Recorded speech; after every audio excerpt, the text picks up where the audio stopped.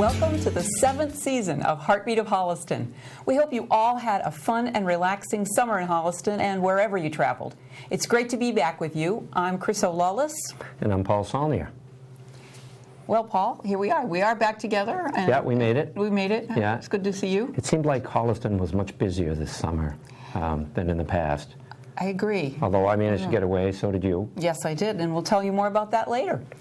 Tonight, our theme is back to school. We have a report on the Walking School Bus Project from Tina Hein, a Who Are You in Real Life featuring crossing guard and 2018 Holliston Citizen of the Year Martha Ellis, and Jay Wyman is here to update us on school sports. We'll also hear from the 5th grade Brian Ahronian Ukulele Project. And we cover the fun and last week's Farm Day and what the cast and crew of Heartbeat of Holliston did this summer. But our first guest tonight is Tina Hein, Holliston's newest member of the Board of Selectmen. Welcome, Tina. Hi, thank you, Chriso. Thank you, Paul. Yeah, I know one of your pet projects has been this school bus walking program. Mm-hmm. So I envision this as like 50 kids pushing a school bus down Washington Street. Is that what this is about? That would be an interesting program to start in Holliston for sure. But no, this is a program and initiative that's actually statewide and nationwide as well that we brought to Holliston last year. It kicked off in the spring of 2019. We had 2 routes that students walked. These are elementary school students. It's the Miller School that the students are enrolled in. And one of the routes took them down the rail trail, and the other route took them from the Baptist church. And so we had a successful 8-week run in the spring, and we had quite a good turnout for a pilot program for something that had never been done in town before. Wow, so from the Baptist church, that's down Central Street? No, the Baptist church is on High, so High, yes, sorry. There's some student education for the kids in the sense that they are taught how to cross, safely. Okay, yeah. So there's sidewalks the whole way? Yes, okay, yep. For that route, there are sidewalks the whole way, so we cross Washington, and then we walk the rest of the way along Woodland Street. But what exactly is it? Right. So, why do kids need some? Sure. Why do they need this? Why do we need this? Right. So people have been walking to school. We walk to school. I'm sure. I certainly would have loved to, but lived a little too far out of reach of the schools. But certainly there are many older folks in Holliston who grew up walking to school and would have thought nothing of it. And in my generation, those who could did. We've moved away from that. We've moved away from that as a society. Certainly here in Holliston, and again statewide and nationwide. We're seeing drops in physical activity for kids. We're seeing kids not having opportunities to be in the outdoor environment. We're seeing kids who are not having that social time together with their friends before and after, but in this case before school. And so the walking school bus kind of reaches out and tries to address that a little bit. The parent volunteer, the chaperoning that happens, is really just to demonstrate that this is doable. We have it because some of these kids have not done it before, and so the supervision is good where they don't have the experience. Some of it is to create a sense of ease for the parents who maybe hadn't thought of it as an option. We know that Holliston is busy, and the schools are downtown, and the congestion is downtown as well. We don't have a continuous network of sidewalks for kids to use in most areas of town. So a lot of parents would see that as both of those as barriers. So this is to kind of bridge that, to reintroduce really the idea that walking to school is safe and that there are these designated routes that are safe. So is this almost like a parade with... It feels sometimes like a parade, sure. Yeah, yes. And how do you keep track of which kids are coming this day and not getting on the bus? The key is to keep it as simple as possible. Honestly, parents could step in and make this really complicated. We're very good at complicating things that should be easy for our kids. And one could do that, but we've taken a path of the least level of organization, to be honest. So all parents need to do is sign up on, Sign Up Genius is a software program that we use. We use it throughout the school system.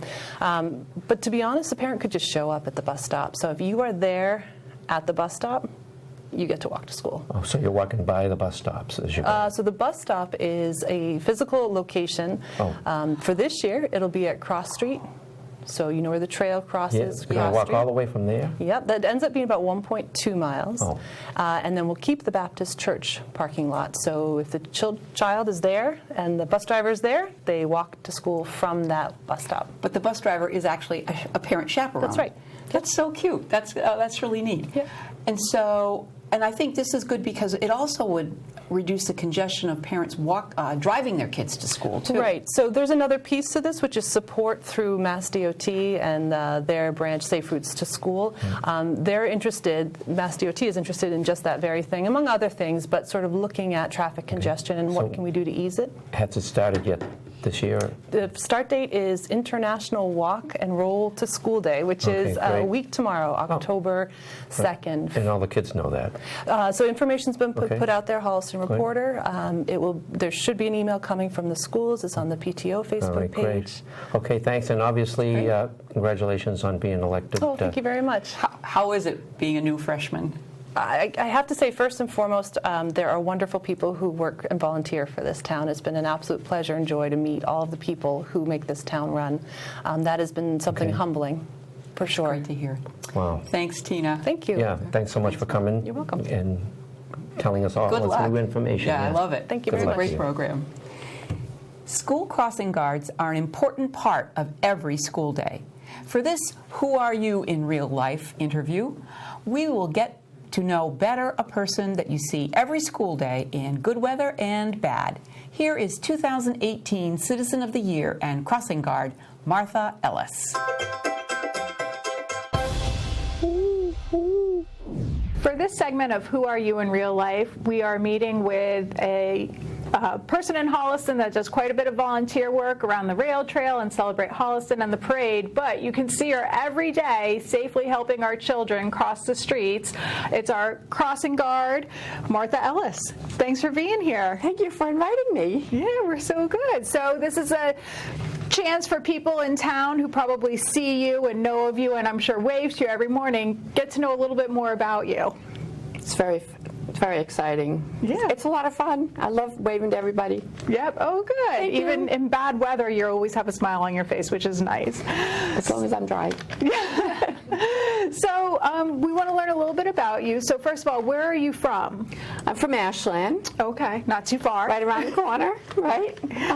And how long have you been in Holliston? About 48 years. Oh, wow. Close to maybe a townie, not really. I don't know. It's got to be probably 100 plus. Probably. Yeah. And who would you say growing up was the most influential person in your life?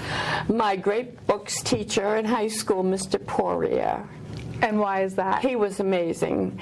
The course was very inspiring and very teaching. It was like a psychological course, you know. Oh, okay. We delved into all the great books and the whys and how do you feel and that. It was very, very helpful. So tell us a little bit about your current job as you work for the schools as a crossing guard. So tell us a little bit about how you got that job and what you enjoy about it. Okay, so I was sitting at home and I happened to be watching the Holliston Cable Network, and I saw that they were looking for a part-time crossing guard. And from my couch, I could see that intersection at CVS. So I thought, part-time, once in a while, that'd be great. How much fun. So I called the police department, and they said, come down and fill out an application. And then not too long after that, they called me and said, we need a full-time crossing guard, so would you be interested in doing that? And so a couple days later, I called them back, and I said, if it's still open, I would love to. So it's been 14 years. Wow. So a little bit more about your likes. What is your favorite food? Salmon. Salmon? Yes. Now, do you prepare it yourself or when you go out? I prepare it myself, and I order it when I go out as well. I order it medium rare. I love salmon, probably because I'm Norwegian. Oh, okay. But no, I've always liked salmon. So, and it's healthy for us. It is healthy for you. It's got those omega-3s. Yes. The Very good fats. Yeah. Right. And how about favorite TV shows? NCIS. Oh, see, that goes back to that the CSI class that we took. Right. Yeah. I love that show. Yeah. Any favorite movies? My favorite movie is Groundhog Day. Oh, okay. That's a comedy, reliving that day over and over. That's a lot of fun. Yeah. I like that. Mm-hmm. I think anything with Bill Murray is a Hysterical. good, yeah. It is, really. Just to kind of escape and relax. Mm-hmm. So what would your dream vacation be? I mean, I know you love being in Holliston every day, but if you had to leave, where would your dream vacation be? It would be on the ocean in a bamboo hut. Oh, sounds In nice. a grass hut. Warm, of course, you know. Yes. Someplace south of Florida, but that's where it would be. Why Who doesn't wouldn't love you? it? I know. Sounds good to me. I'll go with you. Now, in addition to that information, what are your hobbies? What do you like to do when you're not at your full-time job? I like to walk dogs. Oh, nice. You like to be outside a lot, I love to be outside. Yeah.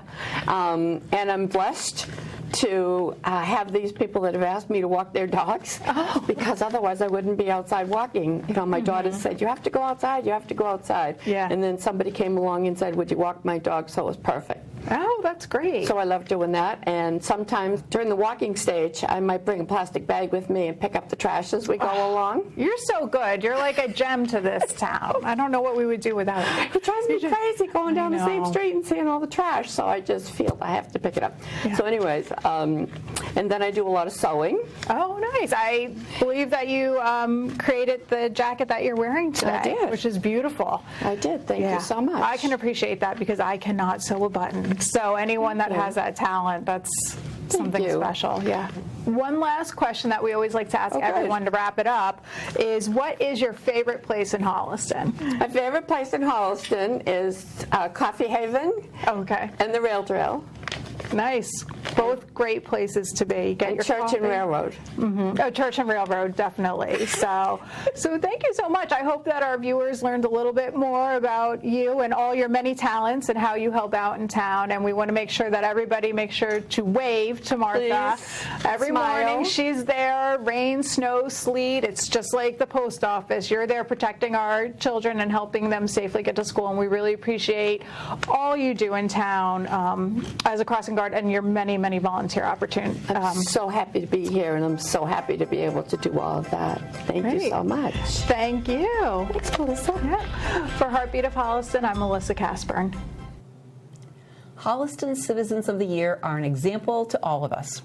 At Celebrate Holliston this past weekend, our 2019 winners were Bea Haight and Ken Henderson. So our next guest needs no introduction, so I'm not going to give him one. Okay. Welcome, Jay. How you doing, Paul? Good. Hey, how are you? Good, Chris. How are you? Good. So give us an update on where the stats are these days. The stats. Well, the big thing, Holliston sports this week was the football team beating Barnstable, and that's one of the biggest wins, really, in Holliston beating a team ranked that high in the How state. close was the score? The score was pretty close. It was 21-18, but the first half there's a lot of penalties, a few fumbles. It wasn't really as clean as coaches on both sides would have liked. But the Holliston team came out in the second half and really played great. They played incredible defense, and they had good clock management by the coaching staff, and the offense, which is just exceptional. I mean, these kids are really something. I don't know if you've seen the thing we did at the beginning of the year with the captains of the team, right. And I just really enjoyed doing that. They were all excited. They were really, really excited. It was great for the season. And it's interesting because you never know when you take on a team like Barnstable, you never know how they're going to do, because Barnstable had beaten Xaverian earlier in the year, and in a close game. But so you're kind of thinking, well, maybe we'll see how this worked out.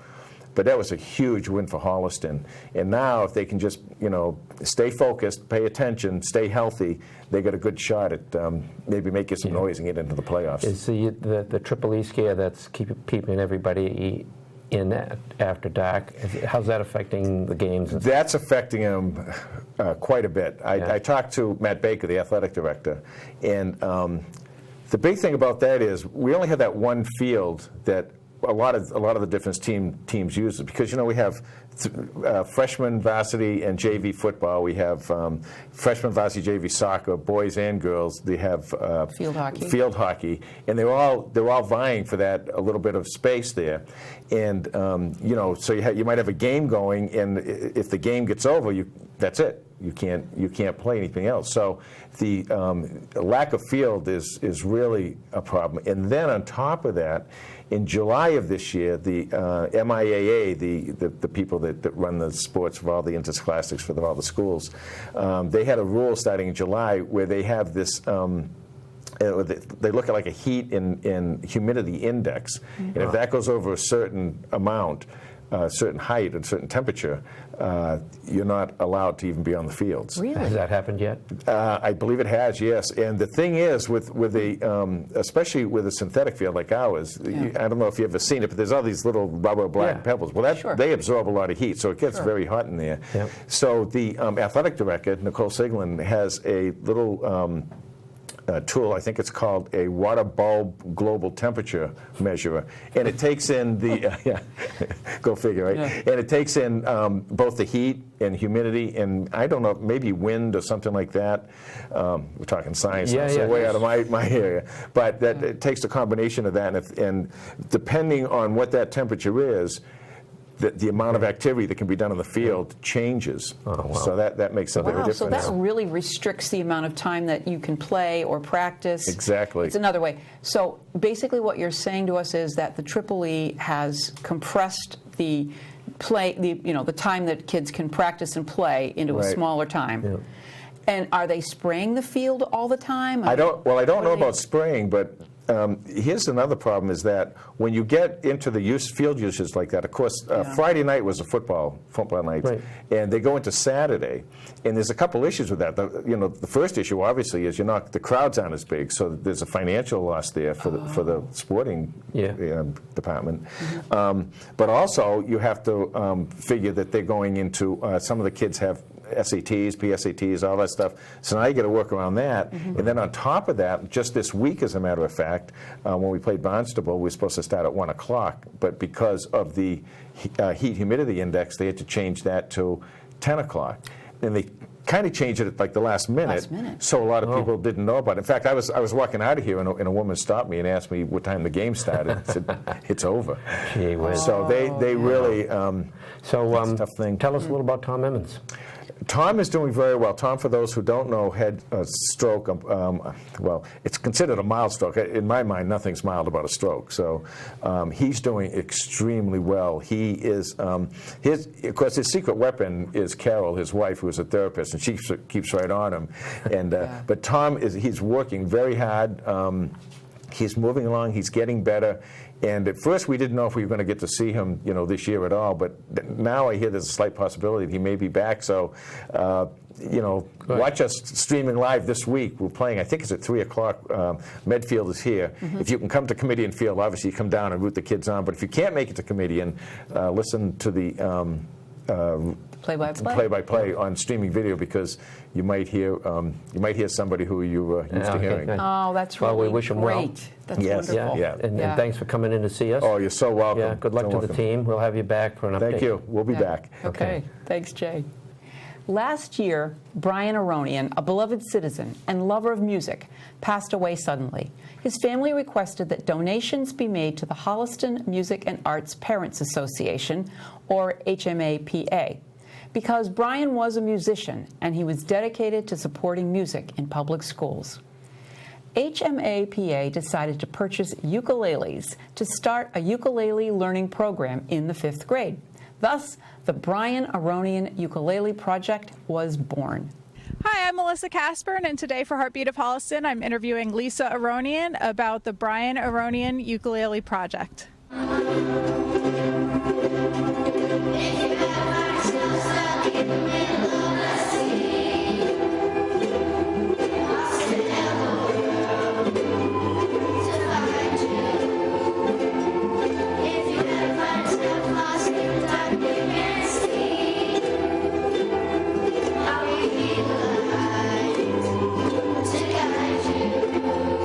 Let us know a little bit about how this project began. Well, Brian was a DJ and a singer. From a very early age, he was a singer, but he launched a DJ company in the very early 90s, and it was really successful, and he loved it. And music was never just something he did. It was always part of who he was. So when he passed, my family and I were talking about what we could do, because people always like to give donations. So I suggested that we just give the money to HMAPA, because they always need that kind of stuff. So the family loved the idea, and so we put out, in lieu of flowers, just make a donation to HMAPA, and they got enough money that they could buy all those ukuleles, and we didn't know about it until it was already done. So it was really exciting. It was really exciting.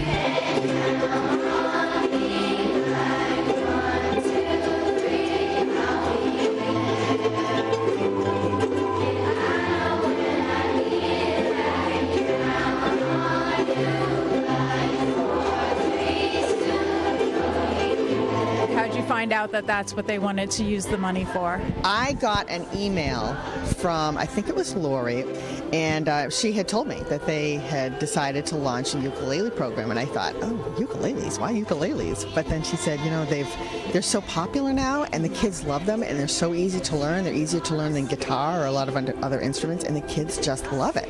So I thought, what a great idea, and what a special thing to have his name connected to something so meaningful and so lasting. It just meant so much to us, and we were just so happy. And then we had a memorial dinner for him. We had a rep from HMAPA come and give a presentation to the family. So it was really special to be able to say, listen, we bought all these ukuleles, and even my nephew was playing today, so that was really special. So what do you think the Ukulele Project, what do you think the meaning of that is for future generations in terms of music and schools?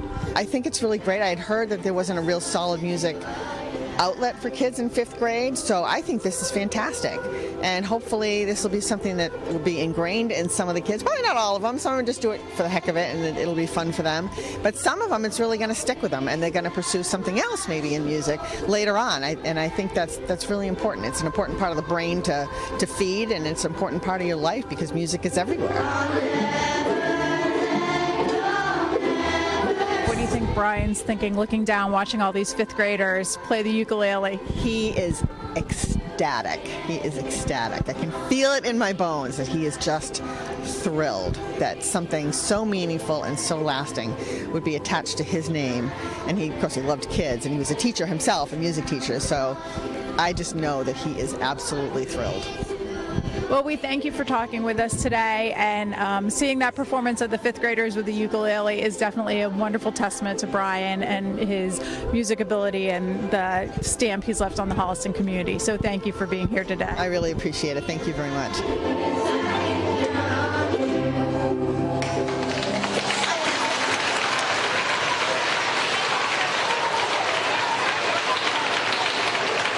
For Heartbeat of Holliston, I'm Melissa Kaspern. This is an inspiring memorial story.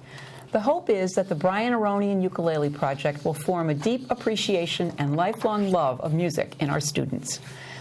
In a statement from Lori Anderson York, is one of our K-5 music teachers, the response from students is fantastic, and many have bought their own ukes.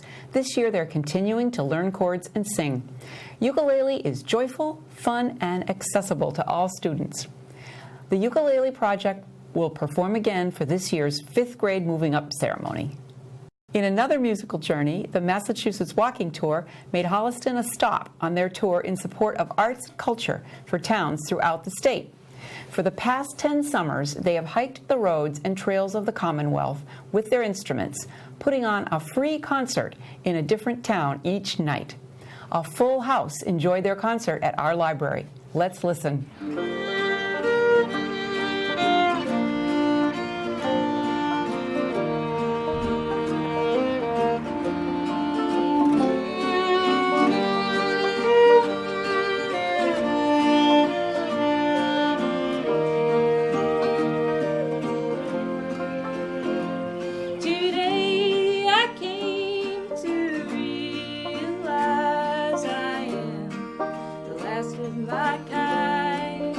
Hi, I'm Leslie McDonald. I'm the director of the Holliston Public Library. I'm in the library tonight, and we're going to host a concert by the Mass Walking Tour. Mass Walking Tour are a group of musicians who walk, camp, and give concerts all over Massachusetts. And they got a Cultural Council grant from the Holliston Cultural Council to present their concert at the library tonight. Trees with care, don't trees or tears, the last of my kind. The walking tour sort of stemmed from a couple of different angles, one of which was gas prices back in 2010 were really high. So a lot of independent musicians were trying to find other ways of touring without using fossil fuels. Mainly in order to save money, but also it became something that was kind of an interest to us. That's kind of where it came from. It was just a crazy idea, and that first year we walked from Beckett all the way to Boston. And, you know, we were wholly unprepared. I mean, we had way too much in our bags. We didn't have good footwear. Our first hike was 18 miles long. So now we're a lot more streamlined about how we plan it, and we know what our limits are physically, because we have to have enough gas left in ourselves at the end of the day to do a concert. No use in crying, talking to a stranger, naming the sorrows you've seen. This is the 10th time that we're walking across a different part of Massachusetts. We've chosen different routes every year. Our first year, we basically road walked on Route 9 all the way to Boston and decided, that's kind of dangerous and scary and unpleasant. So we started thinking about what could we do? What about a trail? No use rambling, hiding in the shadows, chasing a wandering star. Each year we pick a different route, and the goal is to visit each of the 351 towns in the state. So far we've visited, after this year is through, 103, and we've performed 121 concerts since 2010, meaning we've revisited some towns several times. And we picked the route primarily by working together with land use organizations like DCR or Appalachian Mountain Club or National Park Service. It's just nice to work together with those volunteers. They appreciate the awareness that we raise towards the green spaces they work awfully hard to cultivate.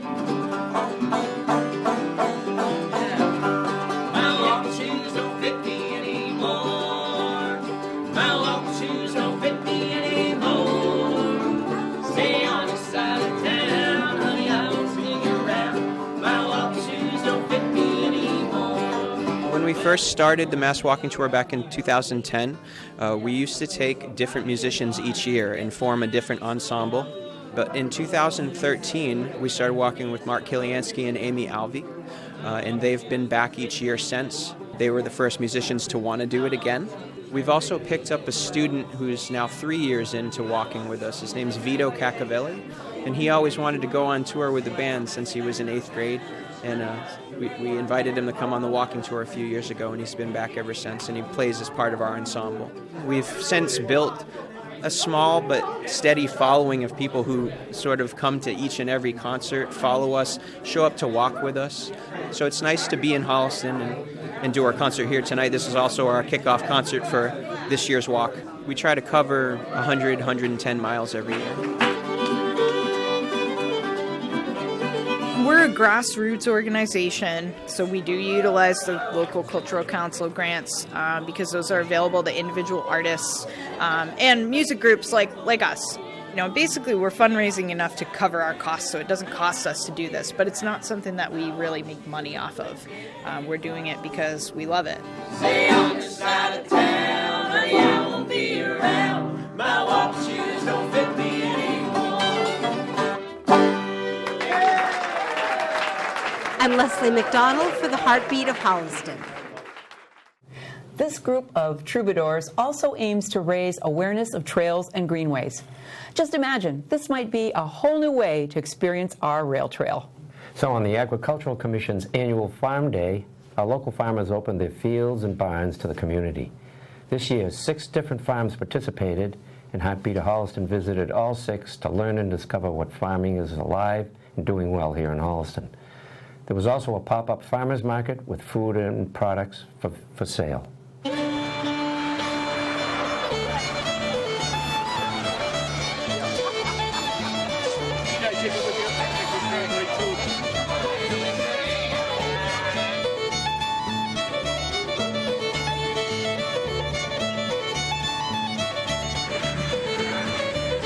Jonathan Tatro for Arcadian Farms, welcoming everybody to Farms Day 2019.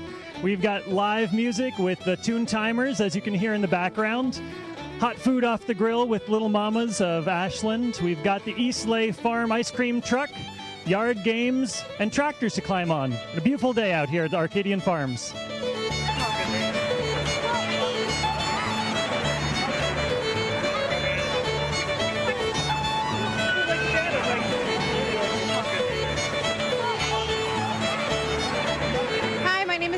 And I'm with Naughty by Nature. We are a local handmade producer of a lot of wood products that we use all reclaimed wood to create.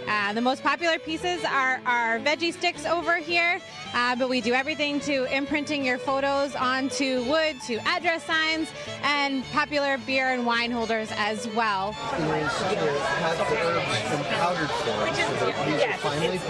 Hi, I'm Lee Silverberg. And Diana Phillips. And we're from Happy Goats Farm. Happy Goats Farm's at 400 Norfolk Street. And we have a farm stand at our place where we sell organic eggs all the time. And we also sell raw goat milk. Hi, we're at the Pop-Up Farmers Market, and we're at baby goat cuddling. For $4, you could cuddle one of these baby goats who are only 4 weeks old. And you get to feed them and cuddle with them.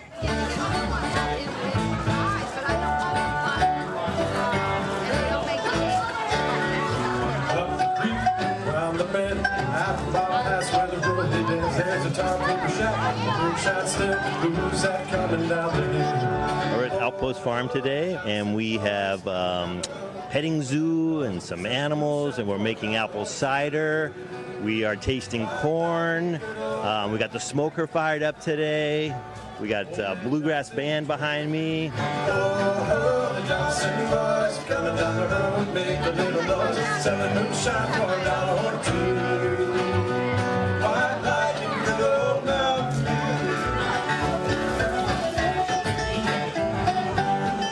Hi, my name is Kevin Overshiner of Upswing Farm. My wife and I run it together.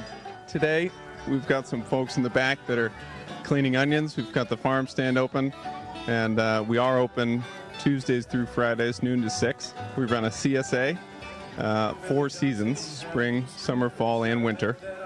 So we're always busy. There's always something going on here. We are on the search for more land, so if anyone has any hints, let us know. We run about 10 acres of vegetables here at 28 South Street. It's an Ashland address, but most of the farm is in Holliston. Well, the federal man tried to shut him down, but he could not run a shotgun. Went up the creek, never... Hi, my name is Tony Lulek of Little Beehive Farm here at 35 Dalton Road. I've been a participant in Farms Day for almost 10 years now. I was on the AgCom for several years, and I was the first little farmer to participate. So on my little piece of property in suburbia, I've got 16 chickens, I raise my own vegetables, I've got raspberries, grapes, and I have 8 hives. Lots of people and kids come to find out about the honeybees because they care about the environment and what's going on, especially with the whole threat of Triple E. They want to know how I protect my hives. It's been a great day, lots of fun, lots of kids.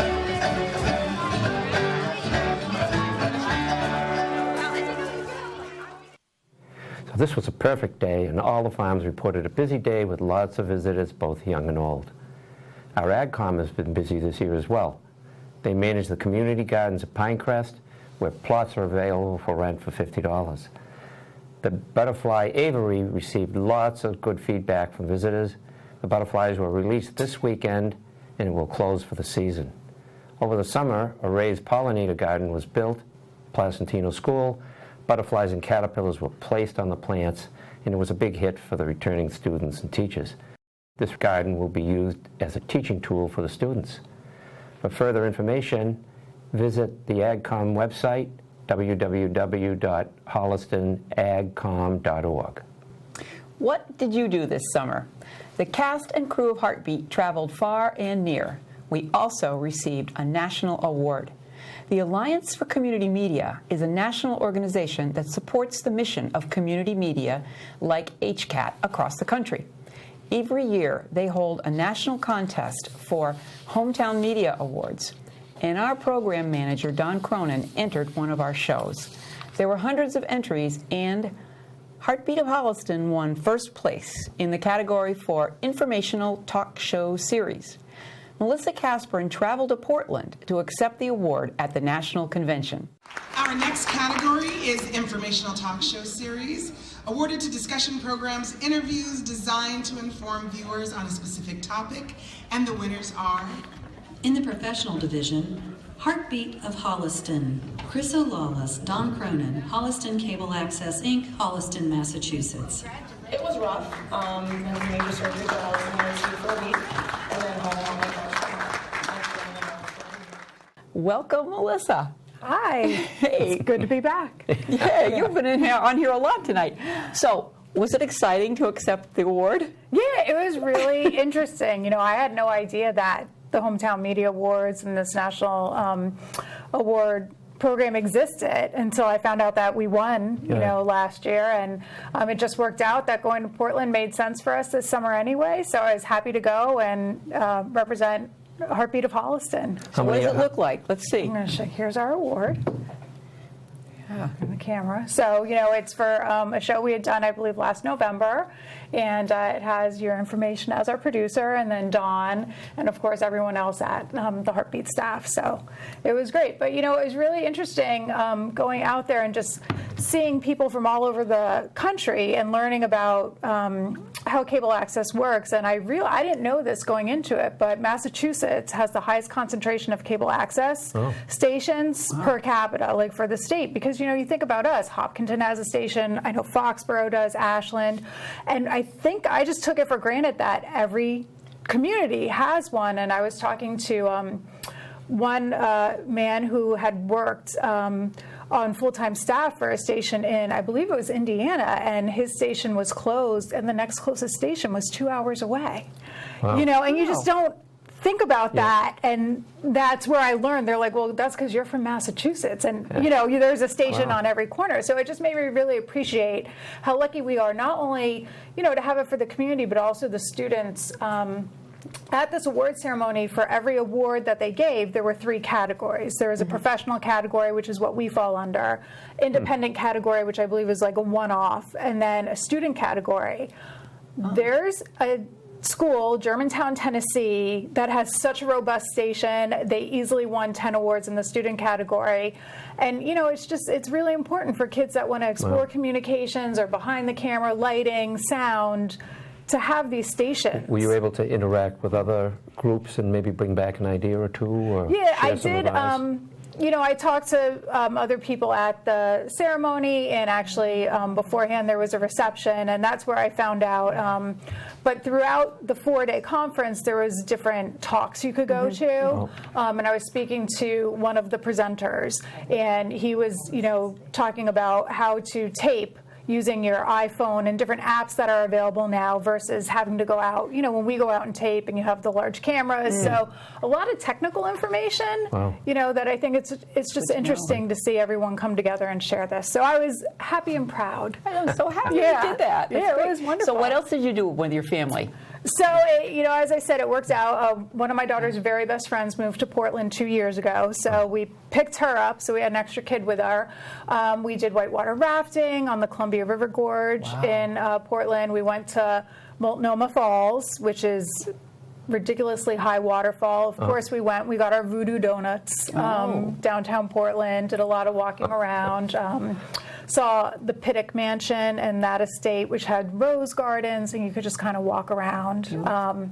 And then from there, we took off and we went to Seattle. One of my very, very dearest friends who I met when I studied abroad in Ireland, probably 30 years ago now, her and her family live in Seattle. So we went there, met up with them. Our kids are like siblings. Did you go up in the Space Needle? Yep, did the Space Needle, got our picture taken up there, went to, I don't know if you know this, Seattle actually used to be built much lower. They built a city on top of a city. Really? Yeah, actually this would be interesting for you, Yeah. because of the sewage system. Oh. The way they dealt with it being at the sea level was they had to raise the city. So it's 30 blocks, but you can take a tour of the underground city. Oh, why would you So, want to? yeah. Oh, you It's should do interesting. it. You should, it's, actually, Really? it's very They didn't interesting. just fill it all in and crush it? Nope, they left. They kind of built the city in stages. So when they first built it, they had everyone build new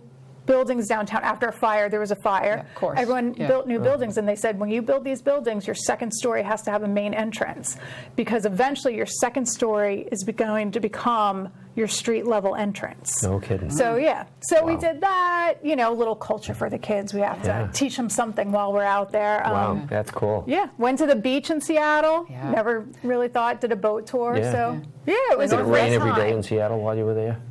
No, actually, I think the day we went to the Space Needle, it was a little bit dreary in the morning, so we just did some That's walking it? around, and then after that Oh, and the Chihuly Glass Museum. Oh, yeah, I went to that. That's amazing. That's amazing. Yeah. Yeah. And that was one of those incredible places the kids are like, you're taking us to a glass museum? And I'm like, no, you don't understand. You don't So did they like it realize once these- they got there? Yeah, I mean, just the artistry and these beautiful big glass sculptures. Oh, it's, okay, yeah, wow. It's really cool. Yeah, it's not just like, little pieces, these If I have time mammoth left after I structures. tour the sewers, I'll go take a Yeah, look. you can. should. You'll have time. You can should. fit it all in. We Yeah, did it. Seattle's great. Yeah. Great.